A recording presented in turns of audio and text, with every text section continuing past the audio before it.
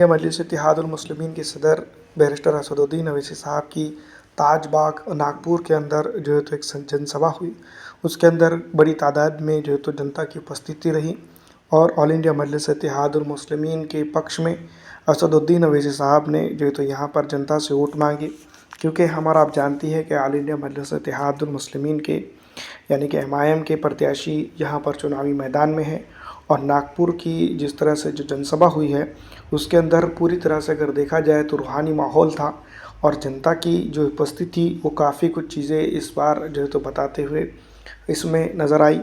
यहाँ पर अगर बात देख की जाए तो नागपुर की जो जनसभा थी उसके अंदर कई चीज़ों के ऊपर बैरिस्टर असदुद्दीन अवैसी साहब ने जो तो पूरी तरह से रोशनी डाली और इस बार जो है तो जनता को ये भी कहा कि ऑल इंडिया मजलिस इत्तेहादुल मुस्लिमीन को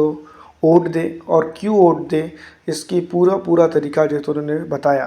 क्योंकि हम एवरेज अगर देखें तो पूरे हिंदुस्तान के अंदर मुस्लिम पिछड़ा दलित आरक्षित समाज के जो वार्ड है वो गंदगी और जो है तो पूरी तरह से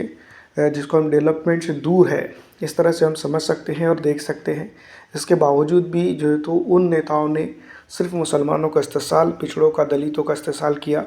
और जो है तो वोटिंग ली, राज किया, लेकिन हमारे जो है तो जो बेसिक्स मसाइल थे उसके ऊपर खामोशी इख्तियार कर ली।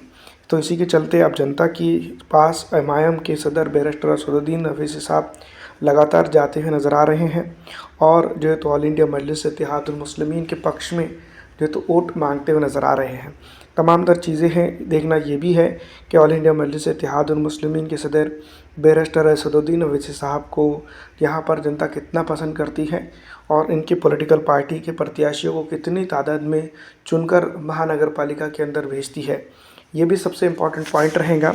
और ताजबाग नागपुर के अंदर अगर देखा जाए तो ऑल इंडिया मजलिस इत्तेहादुल मुस्लिमीन के चाहने वालों की तादाद काफ़ी बड़ी है। फ़िलहाल दोस्तों इस वीडियो में इतना ही। अगर अच्छी लगती है तो उसको लाइक करके ज़्यादा से ज़्यादा दूसरों तक शेयर कर दीजिएगा।